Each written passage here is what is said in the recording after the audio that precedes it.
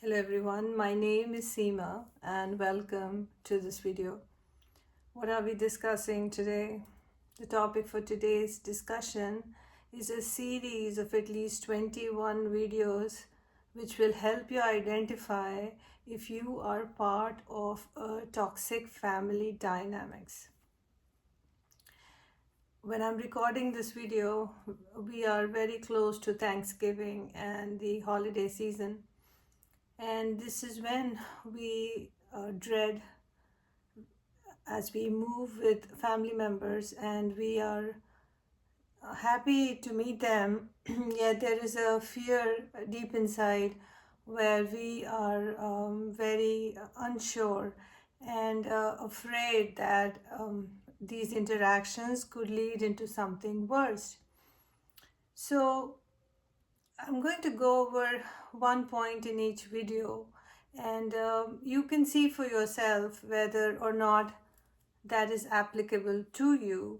And the sooner you realize, the better it is for you. Because in my case, I suffered for a long time giving other people the benefit of the doubt. So there were a lot of times, a lot of years passed by when I did not realize that I was in a wrong setup. And then there was a time when I did not listen to my intuition and the guidance, and the customs were such that it was not right for me to raise my voice with the cultural setup that I live in. And so I tried to keep silent, and that did not help at all. So a lot of my years were wasted not taking a step to fix the problem. So the idea behind doing this series is to help someone else who will find this and identify that they could be in a bad toxic family dynamics where they can pull themselves out and not have to suffer longer, because the more you suffer, the more trauma you are storing, and the more trauma you have, it will lead to all kinds of physical ailments and lack of manifestation in your life. So the first thing that I want to shed light on is that toxic family members measure you. What do I mean by that? What is measuring all about? See, whether or not they themselves have achieved things in life, they are always comparing you and giving you points like it is, in a beauty pageant. So for your looks, you get this. For your costume, you get this. For your swimsuit context, you get that numbers. They are putting numbers against you, unaware that they themselves do not have the capability, but yet they have the audacity to kind of force that on people around them. So in most families, they will assess and bring you down based on what suits them, not what it is true in this world. So you could be the most beautiful, most talented, most kind-hearted person in this world, yet they will put you down and bring your value down and place somebody else up in front of the society or in front of you, just to basically demean you, right? And you could check all the check boxes and come out the very best, yet they will always find fault with you because they do not want anybody to supersede who they are. They are the ones who are assessing you, are the ones, the toxic family members are the ones who have insecurity, who have not done well for themselves in their lives, and they are the ones who have an inferiority complex. And because they do not wish to do anything with their own life or to improve themselves, they would rather just put you down. And in putting you down, they have a sense of accomplishment, the sense of thrill that they get from it. So I'll give you an example. When when I got married, there were a lot of other girls who got married and came into the family around the same time, and there was always a comparison on how someone else is better than me.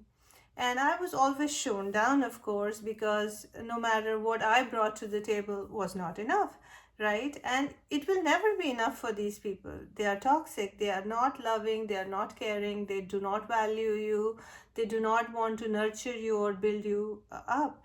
And so, in comparison to other people, either somebody was taller, or somebody brought more dowry, or somebody else did a marriage. In our culture, in the Indian culture, it's the parents who host the wedding. So it would be like, oh, someone else's daughter-in-law, their wedding was like out of this world. They spent a lot of money, they gave a lot of gifts, they gave a lot of gold, and they gave a lot of dowry, so as to say, which is not right, but it still happens in our culture. So they are not trying, the toxic family members are not trying to fix themselves or do the right thing, but they are working underhandedly to get things done their way and to undermine you. So they have to always measure you and tell you that you are not good enough. And your hard work, you being a part of the family, you being there's no association with you, so you're always an outsider, you're always disregarded, you're always not valued. You are someone that they look at as an object. So if you can bring something that makes them look good, then they are happy with that. If happy with that, also not in front of you, it's always on the outside. And if you don't bring something to the table, they'll be the first ones to tell you and put you down, even on things that you're very good on. So if you're being measured in your family dynamics, this should not be the case. In a healthy environment, which I was very lucky to grow up in, we were never measured.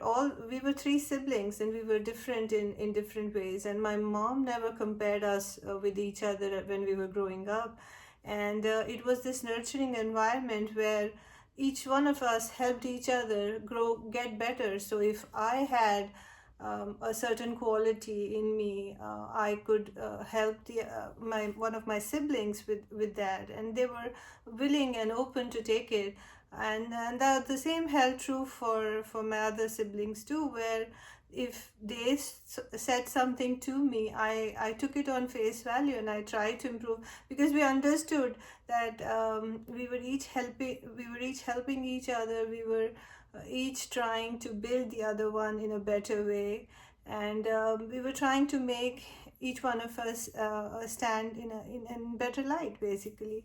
And my mom never compared us to anyone outside or in the house. She always told us to do the very best we can. And I'm not saying we were the top cream or anything, but we were always working hard towards our goals. We were always we were good people. We were not wasting our time in doing the wrong things. And the value system was very sound, where we ourselves were always trying to do the right thing. And eventually, with time, each one of us grew to be quite capable. And in, like the fingers on your hand, nobody is equal.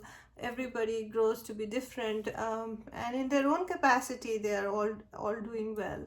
And comparison and measurement doesn't really help anyone. It only brings the morale down. It only brings people down. And that is the idea, where when you measure people up to each other, you're basically breaking the bond that they could have had, the friendships that they could have had, and the reliance that they could have had on each other, which gets destroyed when this sense of comparison comes. Because somebody else feels an inferiority complex, and so to bring the other party down, they play games to give a false impression, uh, and and and demean somebody just so they can break the love that each one of us has in our heart, the respect that we each can give each other. And that kind of family dynamics is not good, is not healthy for anyone to be in. Again, if you find yourself in such a situation, do notice it, do take a note of it. And I would say the sooner you realize that you're in a toxic setup, the sooner you leave, will be beneficial for you. Do not harm yourself by staying in that place. Nothing good will come out. And be assured that when you do leave this dynamic, something good is always waiting for you outside, and you will never you're never alone. And also, it's better to be in a alone than be in bad company. If somebody is not helping you, if somebody is not good for you, then that is not where you belong. You are a child of God, and you deserve much better in life. Hope this was helpful. Thanks for watching.